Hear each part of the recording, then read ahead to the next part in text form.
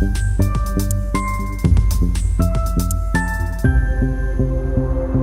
here with Dr. Sheen. Thank you for accepting our invitation. Absolutely, happy to be here. Yeah. So Dr. Sheen is a professor of accounting at the Lehman College, New York City. He's an expert and sought-after speaker focusing on the intersection of financial services, blockchain, and cryptocurrencies. So let's start with how do you see the implications of blockchain in general in the financial sector?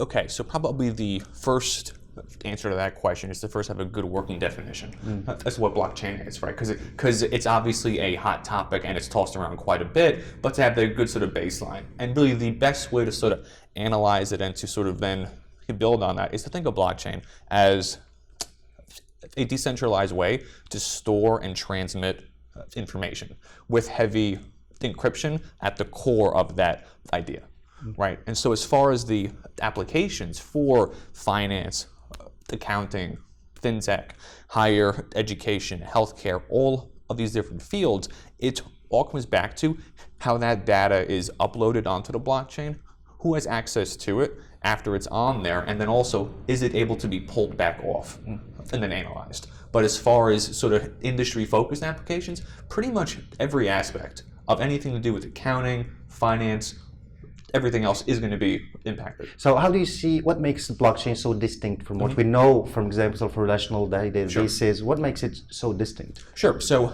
I'd say that it all is going to actually boil down to the fact that it's a decentralized model, meaning that even if there's a breach or a hack or some other type of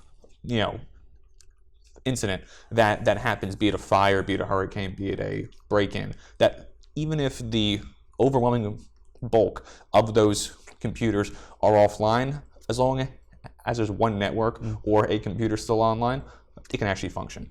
And then two, it's the encryption that is built into it at the core of the idea. Because pretty much every other application, be it a ERP system, a database, or the rest, only has passwords or anything added at the very end as a bolt-on. Okay. So what are the opportunities? What blockchain has to offer then? Yeah. So I'd say really, and I'm going to focus in on the finance, accounting, sort of fintech area. I'd say that really some of the biggest opportunities in there are to help on the back-end side of things, right? Because even just a basic e-commerce payment, online or an Uber payment, for all of us, it's done like that. But on the back end, it's days later. So it's really that driving that operational efficiency on the back end in terms of how data is shared and then transmitted between all of the external parties. What are the solutions, for example, that the blockchain can bring to the corporate levels, for example?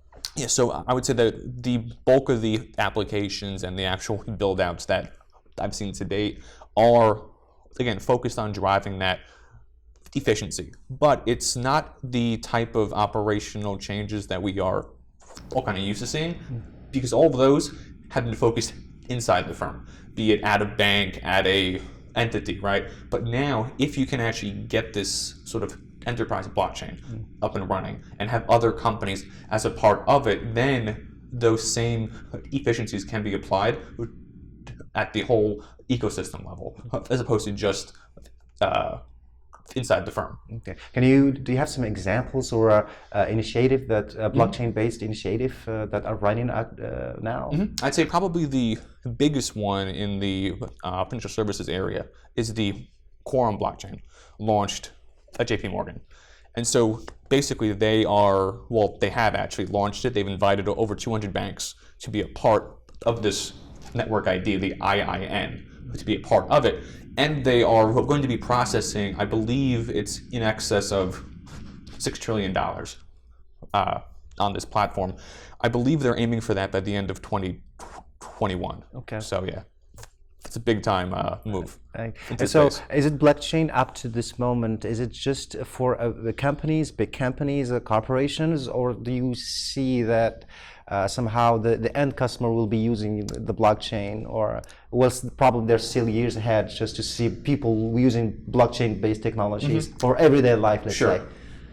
Excellent question. And I'd say really right now, probably for the next 3, 4, 5 years, the bulk of the applications and the build-outs are going to be happening at that corporate level, right? And that as those corporations are able to get them up and running and it's more embedded into how their businesses work, then I'd say ultimately they are going to be able to then sort of push it out to that consumer level.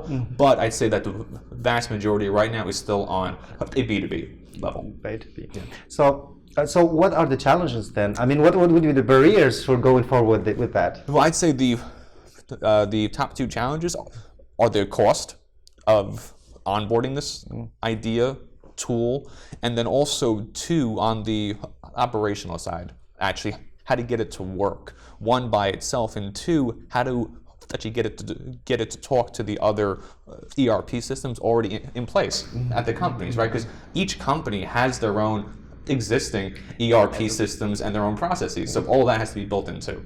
So that brings all the issue of the legacy systems, I guess. So do you see a challenge in terms of integration between the emerging technology and the legacy systems? That's a challenge. I would say that honestly, that's going to be probably the next big challenge or the big hurdle in 2020 and 2021, because we have all of these entities, be it JP Morgan, be it Walmart, be it FedEx, be it all kinds of companies are building their own in-house blockchains.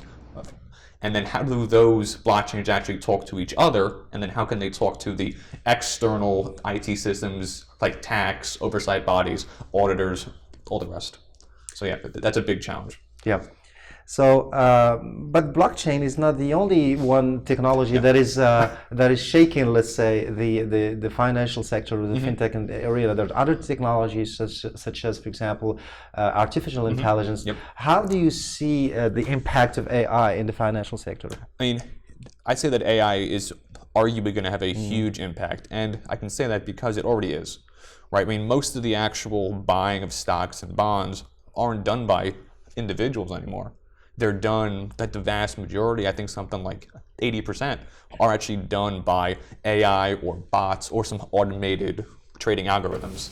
So it's already having a big impact, and as it gets better and more comprehensive, it is only going to become more and more, I think, of a big deal to have to be understood by the individuals using it and the firms. And what are the challenges as well? I mean, the blockchain has challenges, but AI does have challenges as well.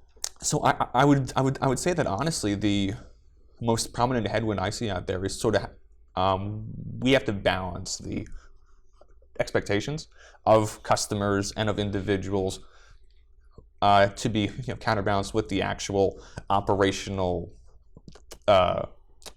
ability of these tools right now. Because all of us have seen AI in movies, on TV shows, and so we have this one level of expectations, but the operational reality hasn't quite actually gotten there yet. We often see in the media that the AI is often paralleled with robots that will take over the world, and that Terminators. Terminator said AI. How do you see? Is that somehow true, or there is a? I mean, well, I certainly hope not, right? Okay. But I would say that really AI is more actually part of our life on a consumer basis than actually most folks actually, I think, realize. We have Netflix, Amazon Prime, Siri, all of those components and tools have AI built into them. And so it's already here. We just aren't always aware of it. But it's data. It's all about data as well, I believe. That's it. Yeah, I mean, because the only way that a AI or a bot or RPA program works is if it has the data to go off of. Yeah. Excellent. So, all these technologies, do they have an impact on professions? I mean, on the nature of work, does it have an impact on financial sectors largely, on the profession particularly? How do you see the impact of these technologies? I would say that probably the two big impacts that I see it having are, one, that there are going to be some jobs and some roles that are going to be rendered obsolete, right? Bank recs, audit confirmations, any of those manual processes are going to be impacted. But on the other hand, there is going to be quite a shift in the work, right? Meaning that if we have blockchain or AI or RPA, automation overall, there are going to have to be processes and controls in place to make sure that those actual tools function correctly. And so that's really where I think the bulk of the work is going to shift to. Amid all these emerging technologies and changes that are affecting the financial sector, do you see a role for the universities? Is there challenges? Are there challenges at the educational level? How is there challenges for the talent? Is there a talent shortage, or how do you see the role of universities and education at large? I'd say there's absolutely a large, I think, opportunity, right, for both sort of individual colleges and programs, and for the higher ed space overall. Because obviously higher education is, let's say right now, going through a shift or a pivot, right?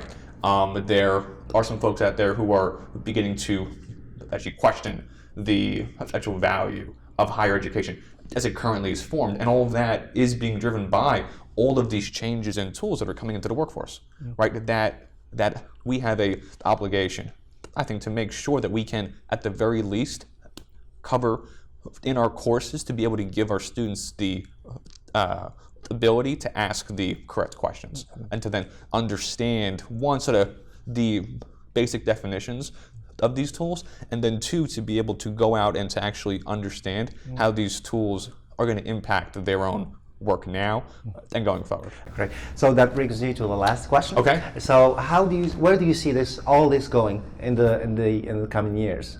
I mean, I would argue that sort of right now we're at sort of a pivot point, right? Because all of these tools are out there, right? Blockchain, AI, RPA.